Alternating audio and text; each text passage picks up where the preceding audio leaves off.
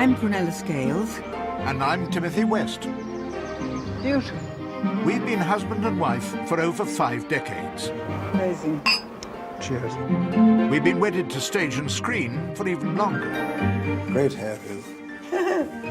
But we share another passion, canals. Cast off, please. Aye, sir. Canals wind through our lives, carrying our treasured memories. Of families growing up Of moments of wonder. and hidden beauty. Is this the most remote canal we've ever been on? I think it probably is, yes. Of love. And laughter. Sorry about that. Things are a bit harder for me these days. I'm not strong enough. But we get by. We're at the summit. Hooray! Prue has a slight condition. It does mean she has difficulty remembering things. Oh, my darling, I'm so sorry. I didn't cast you off. One has to recognise that Prue's domestic life is getting a little narrower by the day. Well, it can be a nuisance, but it doesn't stop me remembering how to open a locked gate or make the skipper a cup of tea. OK, cast off. OK. This time, we'll explore new countries. Rialto, of course. Make new memories I mean, this is canal perfection, isn't it? and return to old haunts. Hello, I remember you. Yeah, about a year ago, wasn't it? Yeah. But one thing stays the same. We're always together. Let's stay right here. So peaceful.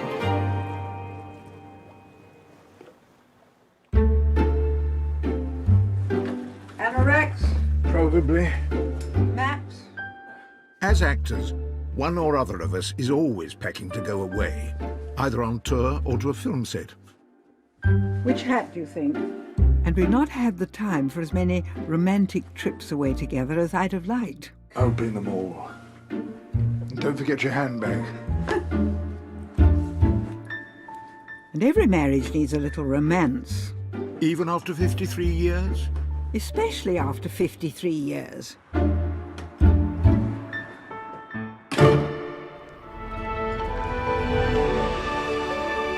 So, we're embarking on a voyage to one of the world's most romantic destinations, Venice. Unbelievable. Founded 15 centuries ago from a cluster of malaria-infested mudflats, the city rose to become Europe's richest trading empire. Not what we have in England, is it? Old mills and a pub if you're lucky. Yeah. Tourists flock here, drawn to its opulence and its beauty. Far too many people. Yes, too many actors. Yes. No director. But it's the city's relationship with its canals that really sets it apart. So we're going to experience Venice at water level, exploring the veins and arteries of a living city. It's a lot busier than British canals, isn't it? Yeah, the boats move quicker, too. Oh, look out. We're going to hit that boat coming towards us. I think we're stuck. Oh. It's certainly not the kind of canal journey we're used to. We've got a packed schedule. La donna è mobile. We go this way. Yo soy el Capitán Cardón, destruidor de Castillo. But there should still be a little time for each other.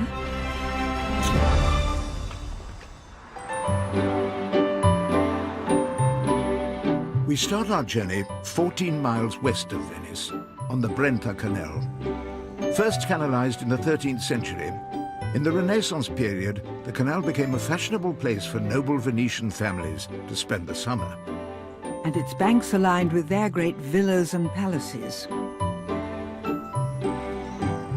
We'll be following the same route the Venetian nobility took when they returned to Venice after their hulls.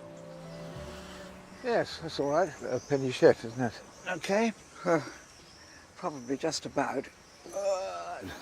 Eccellente. Right, in you go. Wow. Very luxurious. Pretty nice, isn't it? Yeah. Didn't the Venetian nobles used to come on this canal? Yes, they did, absolutely. At the end of their summer holidays, and They'd have travelled in very magnificent boats called borchiellos, full of velvet and gold leaf and so on. Don't suppose they had a fridge, though. Oh, Oh, no, I think we ought to get on. all right. Later. OK, cast off, all right?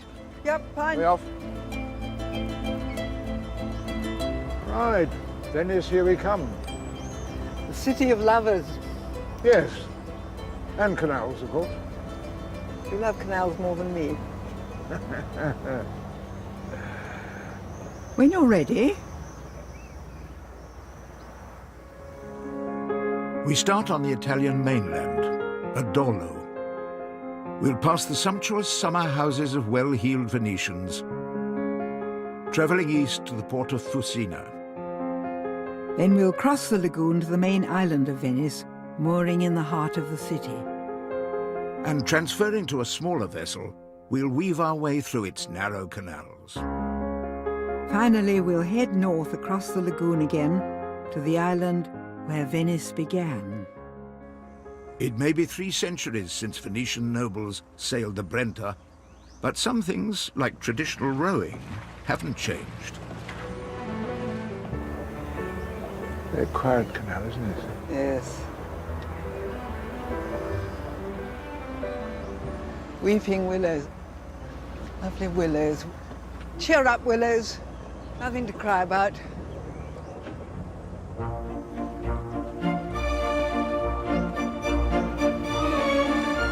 Are you allowed to have some wine at the wheel? Certainly, yes. The boat. As the Venetians say, for every 4 kilometres of canal, you need 1 litre of wine. How very sensible. Lining the Brenta Canal are reminders of Venice's prosperous past, when, despite beginning life as a small European city-state, it grew to become one of the wealthiest places in the world. A lot of people built very elegant villas. Well, that's quite elegant. Wow! Palaces beside a canal. It's not what we have in England, is it? Not quite. Old mills and a pub if you're lucky. Yeah.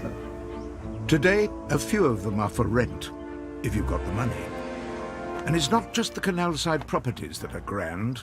Some of the passengers on the Brenta were pretty high class too. Dante, Casanova, Good Lord. Byron. Imagine being on a boat with Lord Byron and Casanova.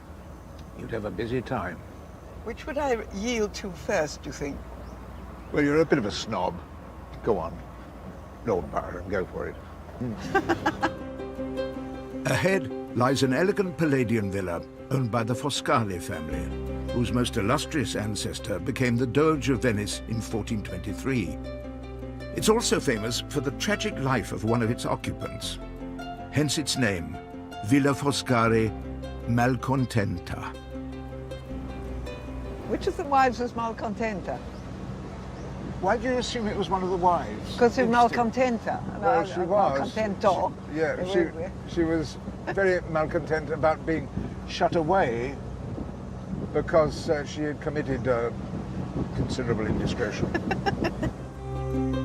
The allegedly promiscuous Malcontenta is said to haunt the villa. Oh, right. Buongiorno. Buongiorno, ben arrivati. How was your journey? Local historian Christina knows the tragic tale. We have a phantom here. It's Lady Elisabetta Dolphin. She was the wife of Niccolò Foscari, and she misbehaved. Can I say that? Yes, she loved men, but she was married, and that was no good. So he locked her in for about 30 years, and people say that... Yes, isn't that She awful? lost her. She was locked in for 30 years. Yes. The villa is an architectural gem, designed by Andrea Palladio himself, whose work influenced countless English stately homes. Our host, Professor Foscari, is a descendant of the original owners.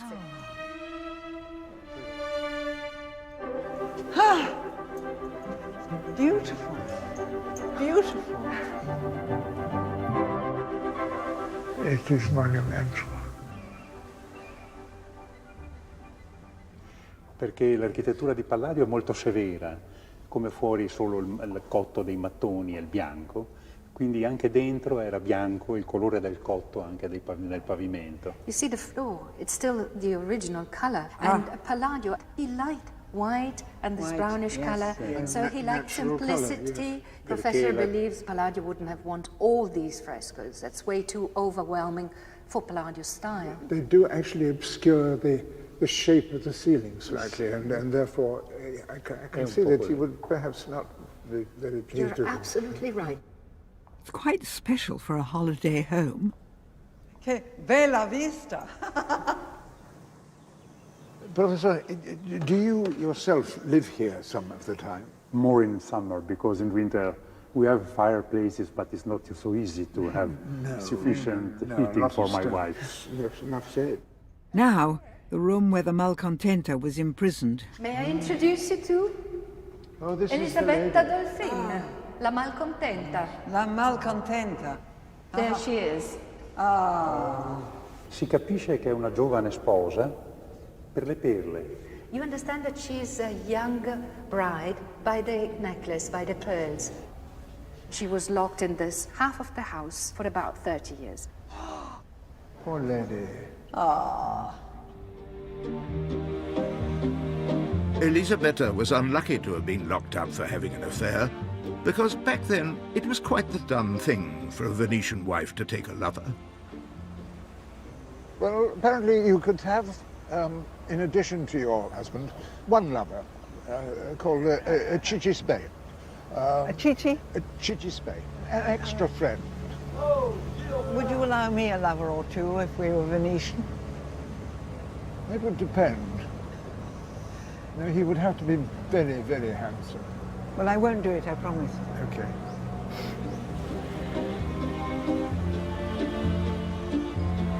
It's now just half a mile to the Venetian lagoon. We are getting to the end of the canal. Will we see the sea in a minute? Yes, we shall. Yes, this is coming to it now. Just past this last lot of cranes. I can't see it yet. I think I'm not tall enough. Story of my life. Prue's always been charmingly self-deprecating, but I do worry that she's starting to lose her confidence. That's why these sort of trips have become so important. And I'm hoping Venice, a place we visited together many years before her condition took hold, will bring back happy memories.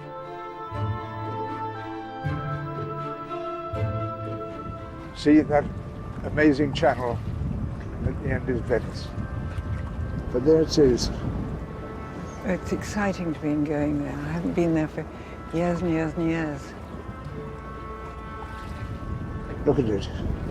Looks extraordinary, doesn't it? It looks unreal.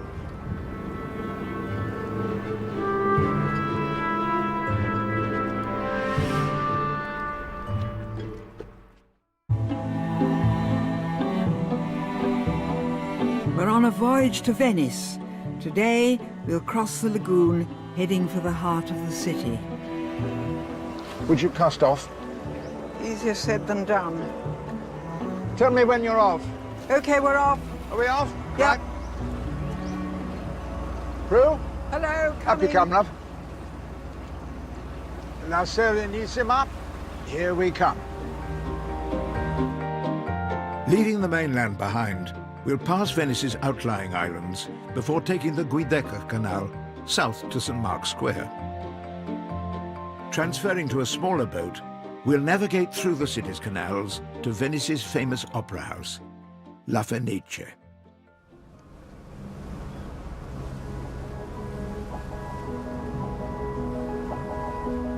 So we're taking the route that the first settlers in Venice took 1,500 years ago. They were refugees from the barbarians in the north and settled in the marshlands of what became Venice. So a city built on fear and flight became one of the most beautiful cities in the world. Exactly, yeah. Amazing. Although we're not being pursued by the likes of Attila the Hun today, these are still deceptively hazardous waters, and we must stick to the narrow navigation channel. And now we can see the city of Venice emerging out of the mist. Yes, Wow. Very beautiful. It's a city of imagination, isn't it? Oh yes, inspired countless poets. Including the great English romantic Lord Byron, who arrived in 1816, drawn to La Serenissima, the most serene city. Fresh from ocean, rising with her tiara of proud towers, at airy distance, with majestic motion, a ruler of the waters and their powers. Fine words. But clearly Byron never had to moor his boat at St. Mark's. It would be easier to park a car at Piccadilly Circus. About 5 boats all trying to get in.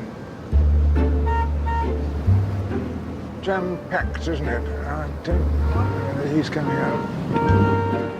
Can we get in there? Charming. Patience, darling. Could you get in for the left of the one on the... No, you couldn't quite. Yeah, I don't know. I don't No, know. I don't think so. Nobody takes any notice. Thank goodness for that.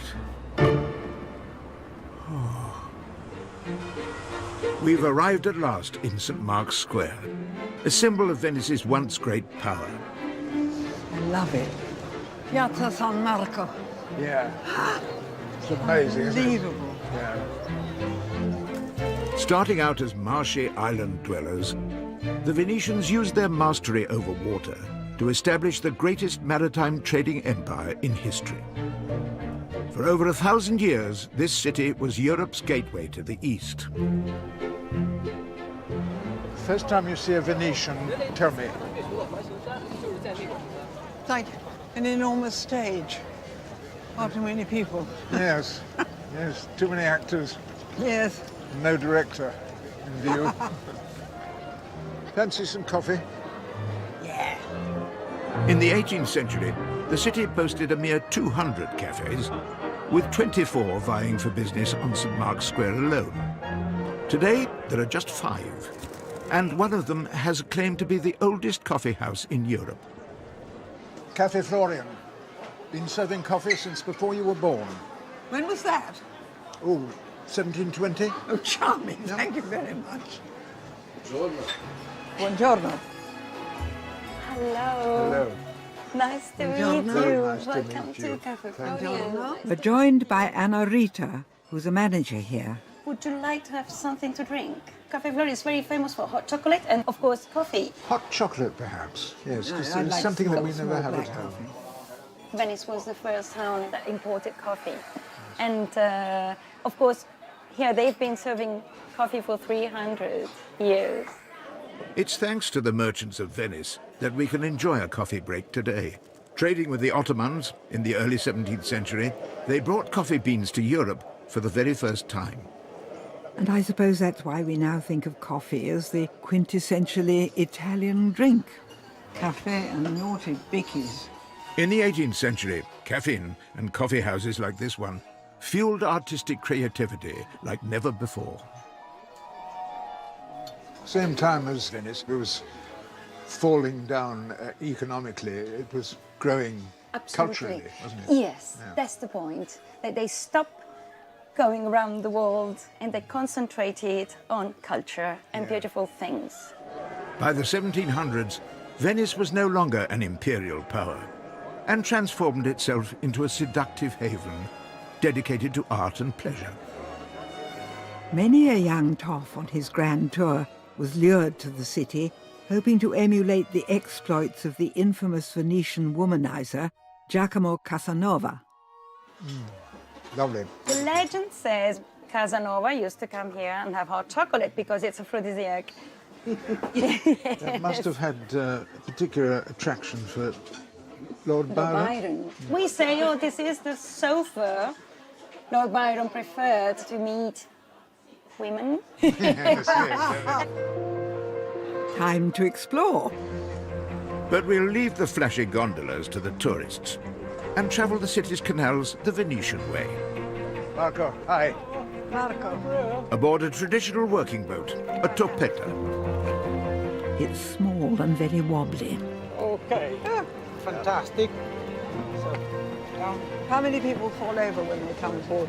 oh, quite a lot, but we were good. So have a seat down there, Prue. Grazie. Oh, okay. Okay, no way. Have a nice trip. Thank you. Grazie. Canals are the original streets of the city. It's how Venetians have been going about their business for centuries. It's a lot busier than British canals, isn't it? True, but this is rush hour on the Grand Canal, and they're all Italian. What do I do to crew? Just keep a lookout and see if there's anything behind us, will you? Because I can't see or hear. No, there's nothing behind us at the moment. Oh, look out. Yep. We're going to hit that boat coming towards us.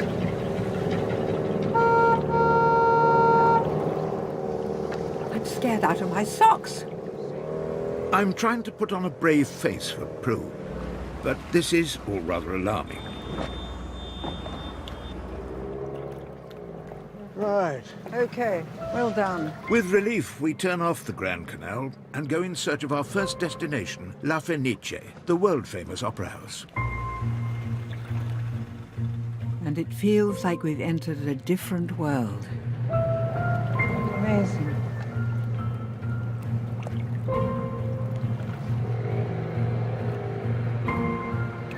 You all right? You were looking a bit pained and anxious earlier. I was. Yeah. Oh, sorry.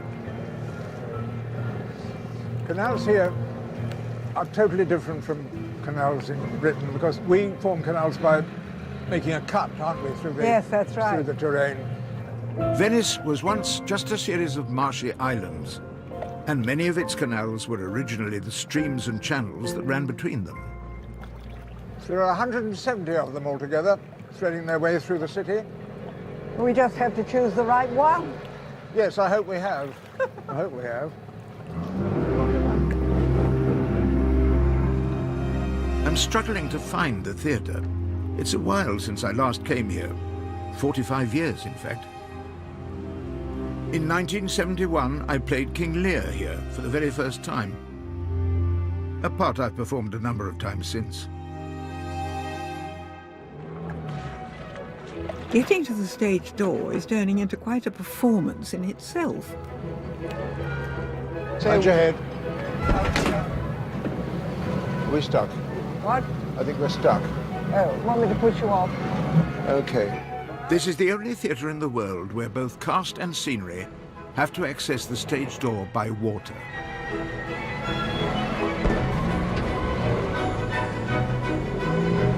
Oh, God. This is impossible. What? Good job you're not on tonight, then. I'm not sure you'd make the curtain call.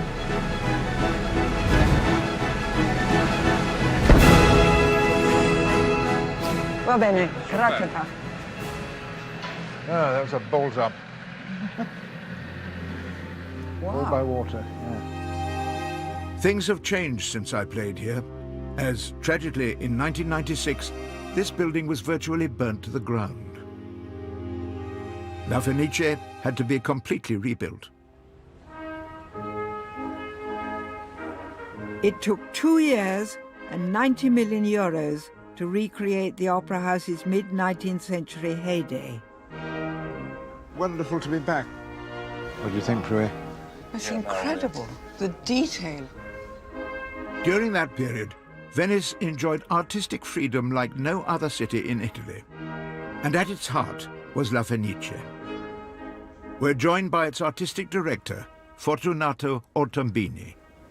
It was possible for Verdi to premiere here in Venice pieces that he would have never been allowed to premiere in Milano. For example, Rigoletto was premiered here, La Traviata was premiered here. They were too modern. Can you imagine in the 19th century to have a subject where you put the prostitution on stage? So, not only Verdi, but before Donizetti, Rossini, Bellini, everybody wanted to compose a piece in La Fenice. Verdi wrote and rehearsed Rigoletto in secret. ready for its world premiere at La Fenice in the spring of 1851. You know that in Rigoletto you have La donna è mobile. Yeah. La donna è mobile, qual piuma al vento. He wanted that this was a surprise, so that nobody knew the piece before the premiere. When he came to the theatre the night of the premiere on a gondola, the gondoliers, in leading him to the theatre, la la la la la la la la la la la. So, and he was absolutely disappointed. Oh, yes. It sounds wonderful, echoing backwards and forwards. Yeah. It's magic. The sound you have in the Canal, this is absolutely unique.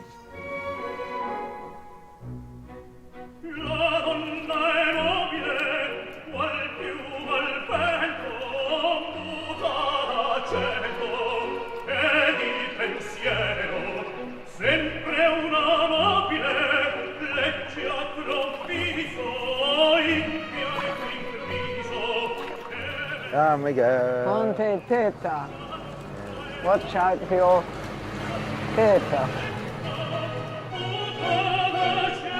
Timmy, do you know where we are? What? Well, yes, darling, of course I do. Absolutely. We're lost, aren't we? Maybe a little bit lost.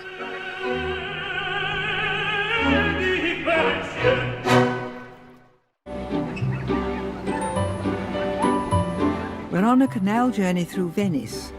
They do canals a little differently over here, and instead of spending the night on a towpath mooring, our Venetian digs Homies. are a canal-side palazzo. Pretty good, isn't it? Oh, brilliant. Brilliant. London has the Mall, New York has Broadway, Paris has the Champs-Élysées, and Venice has the Grand Canal. It's all very romantic. Like a second honeymoon. First one not good enough, eh? What's wrong with a week in North Wales? Today, we'll be travelling along the city's main waterway to the ancient Rialto market. Heading away from the tourist hotspots, we'll meet a master of traditional Venetian theatre. And finally, a nighttime voyage aboard the quintessential Venetian vessel, the gondola.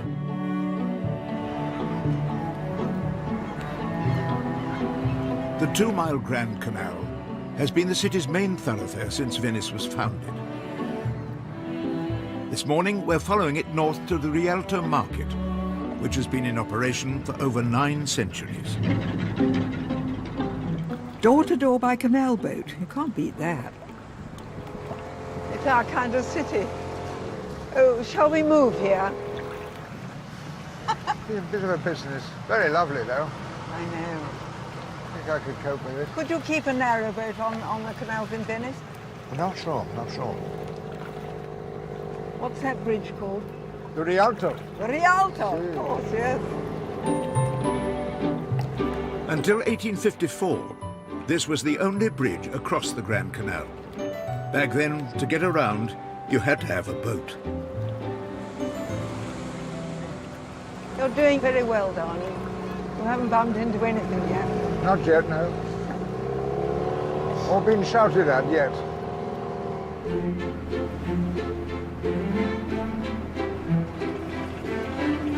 The whole Rialto area was once the commercial hub of the Venetian Republic. Back in the 16th century, this was the bazaar of Europe, an enticing marketplace where you could buy or sell anything. Luxurious fabrics, precious stones, or exotic spices. Parts of it are still in operation, the same as they were 500 years ago. This is the ancient fish market. Oh, right. Been here since 1514, I think. Having played an ex-Billingsgate fish porter, Yes. I can recognize the smell. It might smell like Stan Carter's East End, but with barely a tourist in sight, it feels like we might have found a corner of actual Venetian life.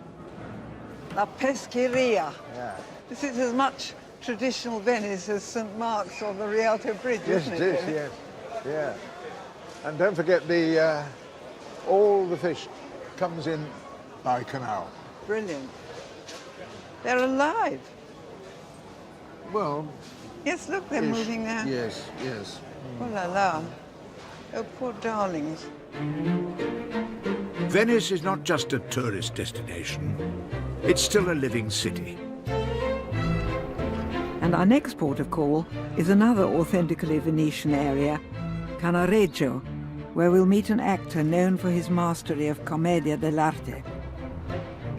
Must be dodgy hanging out your washing there. Venice has been working its magic on Prue, bringing back all sorts of memories. Titti titti, piano piano, non facciamo confusione, della scuola del balcone, andiamo presto via di qua. Bravo, bravo. Who'd have thought she could remember the libretto from The Barber of Seville? And in very good Italian.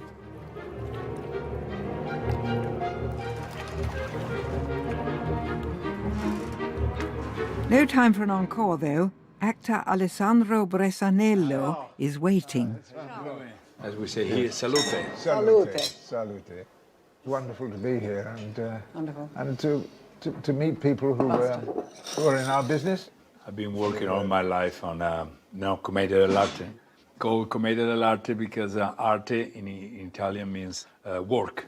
Yes. So it was the first professional theater, you know, in the world. That's what we like to hear. Actors getting paid for their art. And no women, no actresses. Sure. It's the first theater that used women. And it was a scandal at that time. That's why the church didn't allow to bury the actors in a cemetery. They had to be buried outside because it was a scandal. Emerging in Renaissance Venice, commedia dell'arte is a form of improvised theatre featuring familiar characters like Harlequin and Pantalone. Its influence can be seen in everything from Shakespeare to Charlie Chaplin and even Mr. Bean. We have just stock characters, you know, with 10, 12 maximum characters. Yes. They used to have what we call scenario, which is the plot. So from these couple lines, the actors should improvise. We can go just nearby. There's an atelier of costumes where I can show you my mask. Maybe we do something. We have some Wonderful. fun. We have Thank some you. fun. Oh, you're finishing it. Don't get drunk before start to play. Okay, we go this way. Ciao. Alessandro takes us to a local costumier, and with the help of his friend Stefano, introduces us to a couple of his favorite commedia characters. Hello, nice to meet you. Buongiorno. Hello, buongiorno. Wonderful Benvenuti. Wonderful place. There's the cowardly Il Capitano. Yo soy el Capitán Cardón. Oh, good. And the greedy nobleman, Pantalone. Finally, this is Arlecchino, or Harlequin. The servant is very rude, is stupid. Ha! He reminds me of a Spanish waiter I once knew. Andiamo a far due passi. No, stop it. Oh, no, Parò, no. Please, Oh, master. rubbish. E questa bella giovine.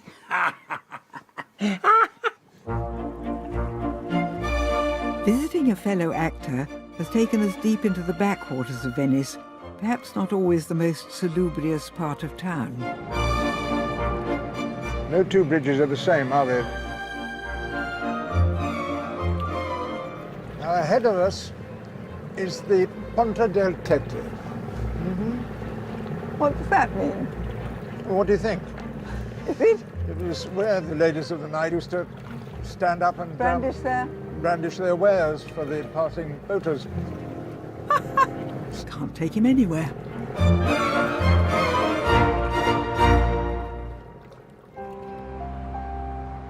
Venice is renowned as the city of lovers, thanks to the exploits of Casanova and Lord Byron.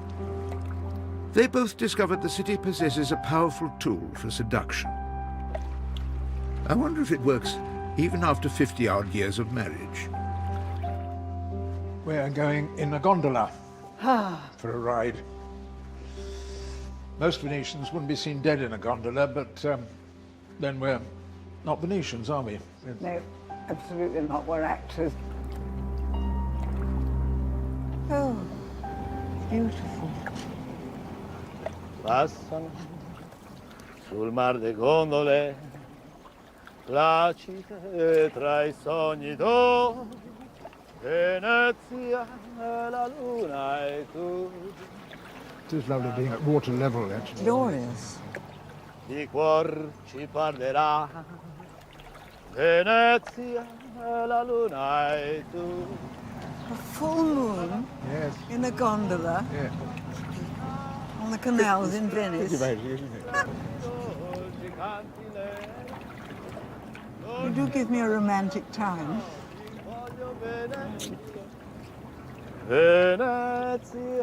Well, it's worked.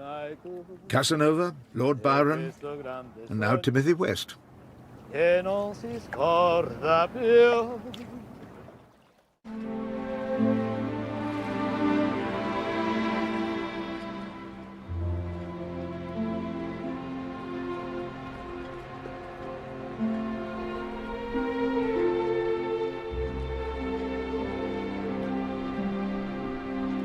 It's early morning in this uniquely beautiful and serene city, and already the tourists start to throng the streets.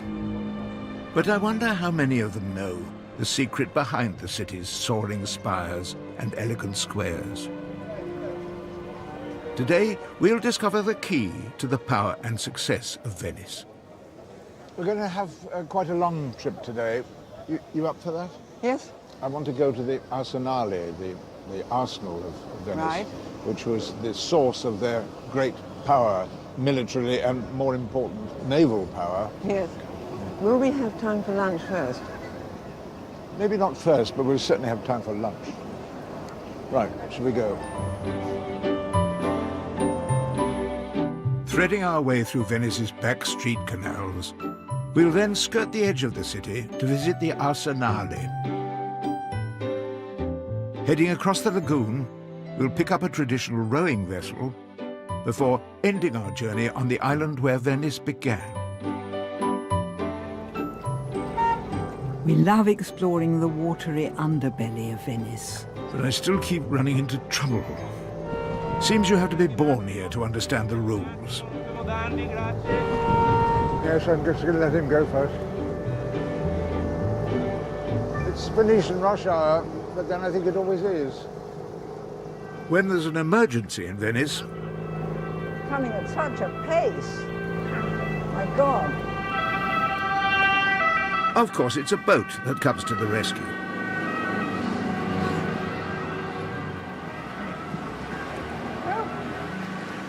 My word, that was close. Coming to the lagoon now, you can see a boat passing by. Batten down the hatches. To reach the Arsenale, we have to skirt the edge of the city, which means braving rough open waters.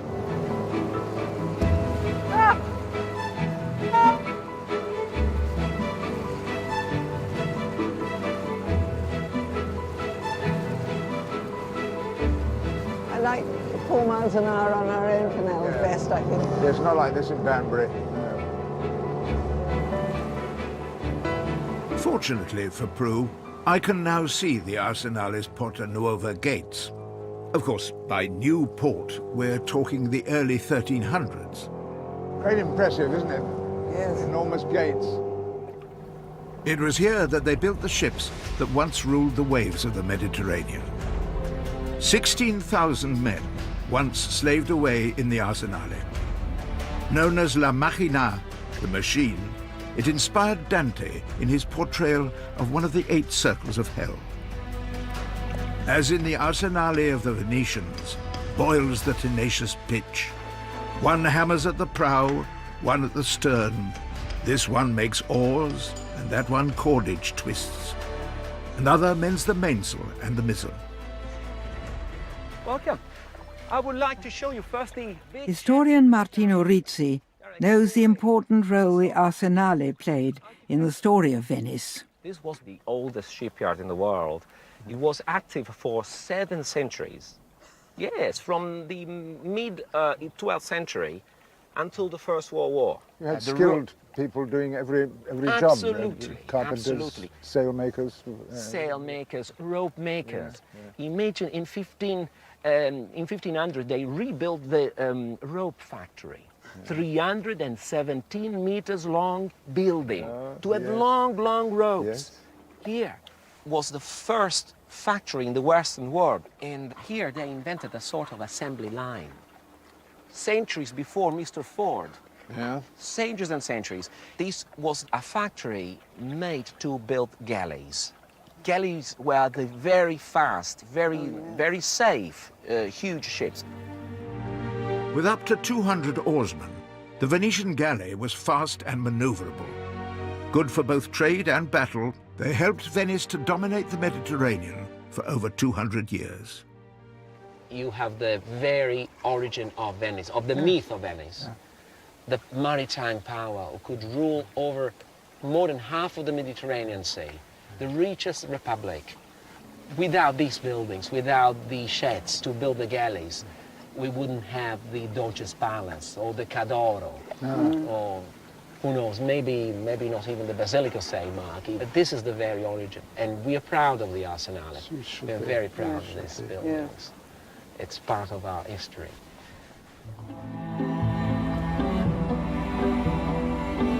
We're now heading to the outer Venetian islands, so we're back aboard our more seagoing vessel. Oh, where are we off to? We're off to Burano, first of all, across the lagoon, and then we're going to be rowed, I think by 2 ladies, to Torcello. Remind me about Torcello. Torcello is very, very beautiful. It's the birthplace of the Venetian Republic, in fact. It's where it all started. Very, very few occupants, but very, very beautiful. The lagoon hasn't seen Venetian galleys for several centuries, but there is a rowing boat still in use today whose origins go back to the foundations of Venice. The last leg of our voyage will be aboard a flat-bottomed Puparino. So this must be Burano. It's bigger than I remember it. Wonderful colour buildings, aren't they? The oranges and the yellows. Come on, Pruitt. Yep. At the Burano Rowing Club, they race traditionally designed boats, ones that would not be unfamiliar to the first Venetian settlers. Hello. Hello. Hi. Hello. Nice to meet you. Since at least the 15th century, women as well as men have competed in regattas. Elisa also races. Yeah, I raced in this boat last year and I came fourth. Came fourth? Oh, felicità. Grazie, thank you. In the world? In Venice. In Venice, yeah. Well, it's only in Venice that we're racing Puparino. Rowing goes to the heart of the Venetian identity. It's with the oar that they escaped from the invading barbarians over 1,000 years ago. And they're as passionate about rowing as other Italians are about football. Elisa and Jane will row us across the channel to the island of Torcello. It's brilliant, isn't it? Do you remember when we had to lift our narrowboat out? Oh, yes. A few slings like that. Came with me? Right. Oh, la la. Onto the boat and then down. Perfecto.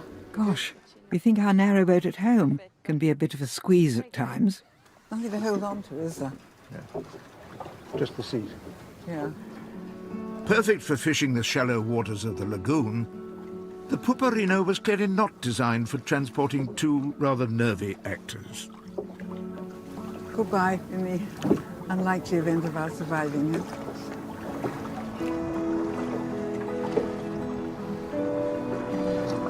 Voga alla Veneta, traditional Venetian rowing, is always performed facing forward and standing up to make it easier to spot the rocks and sandbanks in the shallow lagoon. In boats like this, settlers first hunted, fished and made their homes on the marshy grounds of the lagoon 1,500 years ago. Piano, piano. We've made it. to the safe waters of Torcello. So we're now on the island of Torcello. We're on the island of Torcello, aren't we? Torcello is the first island of Venice. The early Venetians learned how to master this land of marsh and water, to live at one with the tides and the sea. And the skills they developed led them to create one of the most elegant and beautiful cities the world has ever known.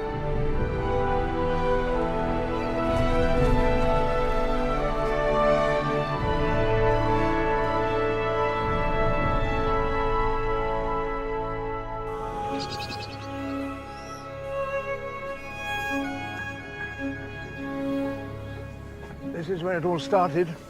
Oh. Venice grew out of the water, and I suppose we'll go back into it again.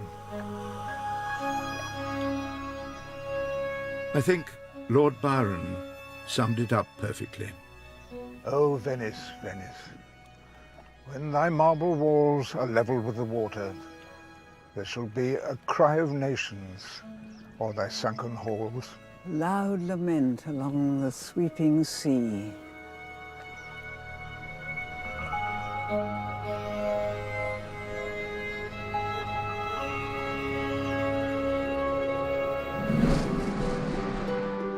Next time, we're journeying through the Netherlands, a country created by its canals. I mean, this is canal perfection, isn't it? Amazing. Along the way, you'll get a flavour of old Amsterdam. You can smell the marijuana. I don't recognise the smell. And admire the splendour of the Dutch Golden Age.